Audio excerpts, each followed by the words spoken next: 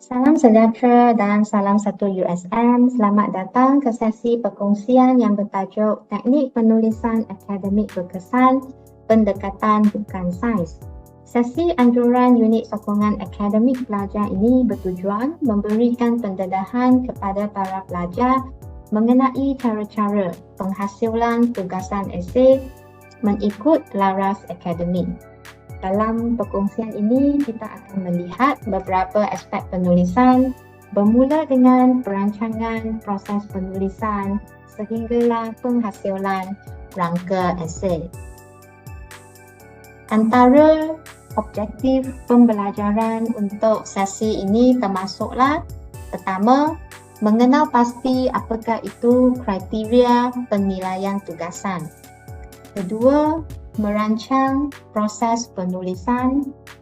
Ketiga, membentuk perenggan, membentuk kenyataan topik dan membentuk huraian kenyataan. Keempat, menghasilkan draft rangka esei. Kelima, menggunakan sumber rujukan dalam setiap perenggan.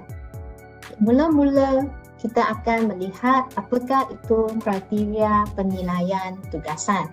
Kriteria yang pertama adalah tugasan perlulah memenuhi kehendak soalan. Perlu menjawab kehendak soalan dengan relevan. Antara permasalahan utama semasa menulis esei ialah menjawab soalan yang tidak berkaitan dengan tajuk soalan. Apakah itu faktor-faktor peristiwa XYZ? Dalam jawapan yang diterima, sekiranya anda menjawab pentingan peristiwa, kesan ataupun langkah-langkah pembaharuan, maka ia tidaklah menjawab kehendak soalan. Contoh yang lain ialah soalan menanya perkembangan sebelum abad ke-19. Jawapan merujuk kepada perkembangan selepas abad ke-19. Maka jelasnya ia tak menjawab kehendak. Ada juga pemeriksa yang memberi soalan berbentuk perbandingan. Bandingkan A dengan B. Sekiranya skrip jawapan hanya menjawab A tanpa membincangkan B, maka ia juga tidak menjawab soalan berbentuk perbandingan. Permasalahan yang kedua adalah esei terlalu umum. Kita perlu ingat bahawa setiap esei perlu mempunyai satu persoalan yang khusus untuk dijawab. Sekiranya esei adalah terlalu umum, ia tidaklah menjawab kehendak soalan. Jadi permasalahan yang kedua ini berkait rapat dengan permasalahan utama, iaitu tidak relevan. Misalnya, contoh soalan yang ditanya, apakah itu faktor-faktor tercetusnya suatu peristiwa?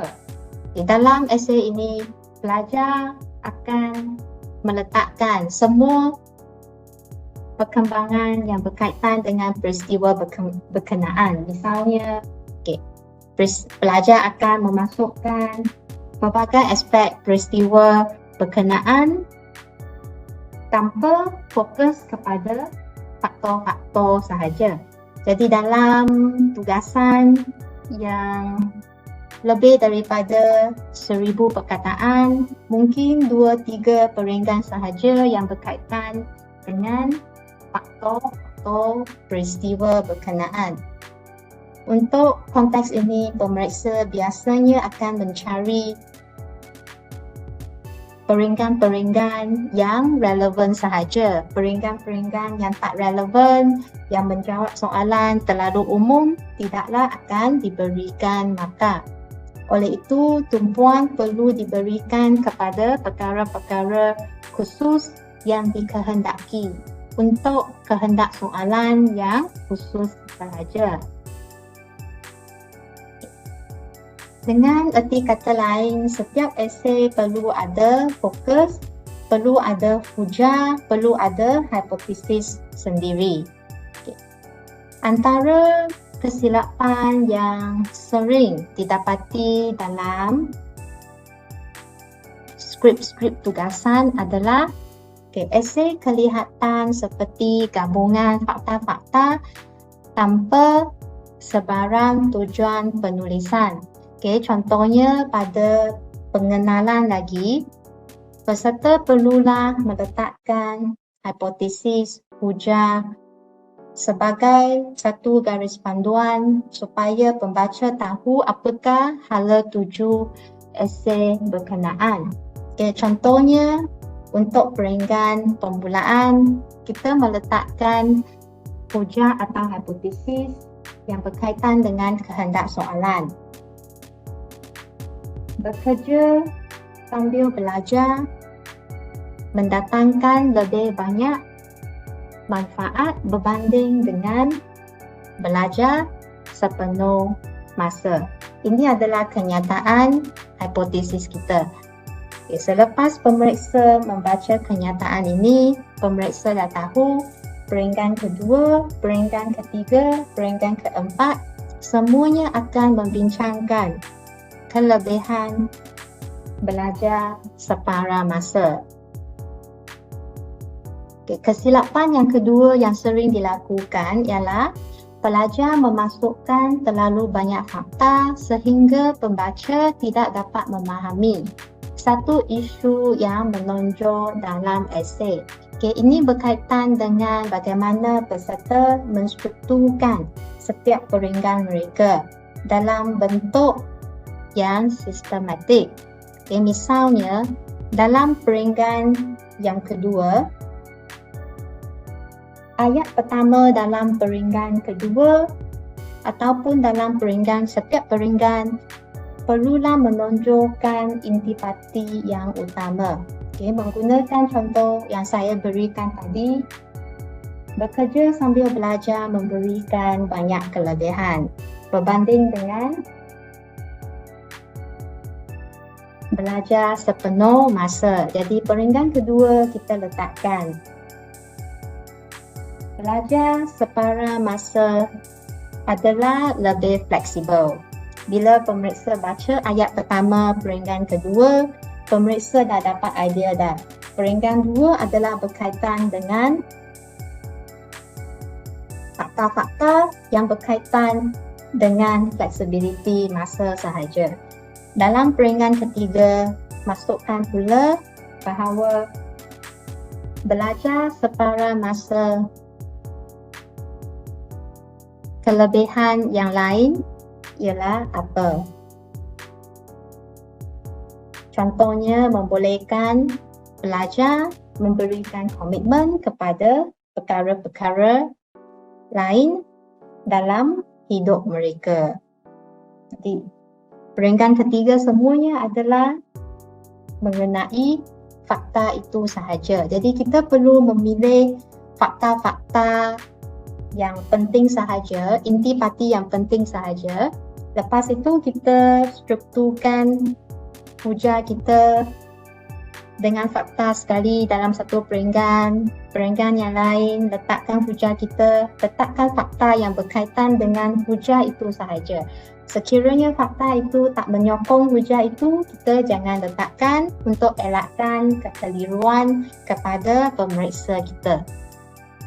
Kesilapan yang ketiga adalah peserta tidak menghasilkan satu hujah daripada fakta yang ingin disampaikan. Fokus perlulah kepada satu permasalahan sahaja. Satu hujah yang dimasukkan di sini adalah pendirian pelajar sendiri yang perlu diletakkan dalam pengenalan. Sekiranya dalam pengenalan kita menulis bahawa belajar separa masa adalah lebih bermanfaat daripada belajar sepenuh masa. Ini adalah satu hujah. Lepas hujah ini diletakkan, pastikan peringgan kedua, ketiga, keempat semuanya menyokong hujah yang berkenaan. Kesilapan yang keempat adalah penyusunan hujah yang tidak teratur menyebabkan hujah-hujah tidak berhubung kait antara satu sama lain. Hujah dalam perenggan yang kedua, perenggan yang ketiga, perenggan yang keempat perlulah mempunyai kaitan dengan intipati, hujah ataupun hipotesis dalam pengenalan. Okay, sekiranya dalam pengenalan anda telah pun mengatakan bahawa belajar separuh masa mendatangkan lebih banyak manfaat.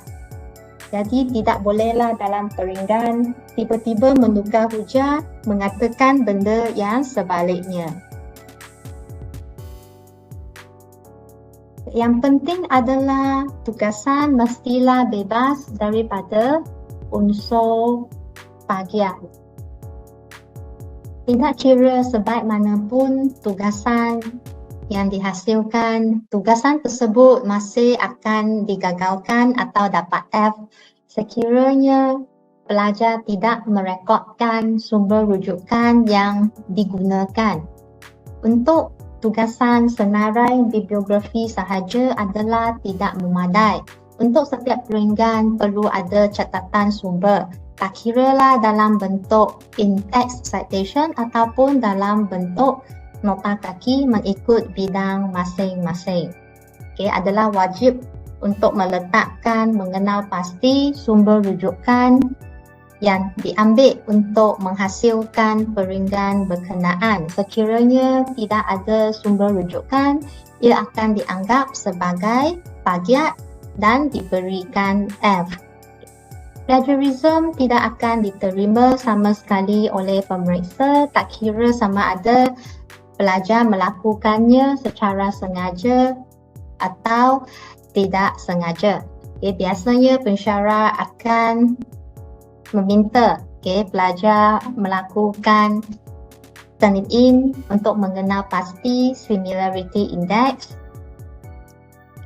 Ada juga pelajar dengan inisiatifnya sendiri, mereka akan mencari software atau perisian alternatif untuk mengenal pasti indeks berkenaan sebelum mereka menghantar sesuatu tugasan.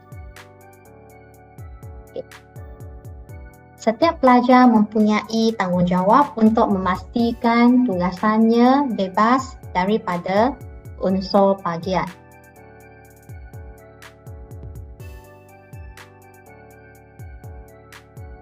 Jadual ini menunjukkan kriteria penilaian tugasan yang digunakan oleh kebanyakan pensyarah. Terdapat pensyarah yang mempunyai kriteria yang lebih berbanding dengan kriteria yang asas ini. Okay, biasanya kita akan melihat liputan topik, sama ada tugasan pelajar menjawab kehendak soalan, sama ada isu-isu utama telah pun dibincangkan. Okay, kita akan pastikan bahawa markah diberikan untuk perbincangan yang relevan dan tidak keluar daripada topik soalan. Okay, pembacaan yang luas juga diperlukan untuk menjawab kehendak soalan. Rujukan 2 atau 3 buku atau jurnal sahaja tidak memadai. Okay, kebanyakan pensyarah mengkehendaki peserta membaca dengan luas dan ada pensyarah yang juga memberikan spesifikasi berapa buku atau jurnal yang perlu dirujuki. Kriteria yang seterusnya perlu ada struktur dan kejelasan idea. Setiap esei perlulah sistematik. Idea-idea adalah betul. Setiap idea menunjukkan hubung kait yang jelas. Okay, setiap idea dinyatakan dengan idea dan perenggan yang mempunyai kesinambungan dan juga saling berkaitan. Biasanya peserta dia akan mendraftkan rangka esei terlebih dahulu. Dia akan mendraftkan dalam kertas Pengenalan apa yang nak tulis. Perenggan pertama, apakah isi-isi. Perenggan yang kedua, apakah fakta-fakta. Pelajar akan membuatkan satu struktur esei untuk mendapatkan satu idea keseluruhan sebelum pelajar memulakan proses penulisan. Kriteria yang seterusnya, cara perekodan sumber yang betul. Sumber yang relevan untuk satu topik itu telah digunakan dengan betul, dengan tepat untuk menjawab soalan. Ini merujuk kepada cara merekod dalam nota kaki, merekod dalam in-text citation dan juga bibliografi dengan menggunakan sistem yang ditentukan oleh bidang masing-masing. Tak kira sistem APA ke, sistem Chicago ke, asalkan menggunakan sistem yang telah ditentukan oleh sesuatu bidang. Terusnya, tugasan perlu bebas daripada plagiarism. Sekiranya ada unsur-unsur plagiarism, maka ia akan diberikan F. Sesuatu tugasan perlulah original. Peratusan similarity index ini bergantung kepada bidang masing-masing juga. Dari aspek teknikal pula, tugasan perlu mempunyai gaya bahasa yang baik. Typo yang minimum juga boleh diterima. Kesalahan tata bahasa, ejaan dan tanda bacaan yang minimum itu adalah aspek teknikal. Yang minimum boleh diterima. Yang penting ialah ayat-ayat dan perenggan ditulis dengan jelas, disampaikan dengan cara penyampaian yang jelas.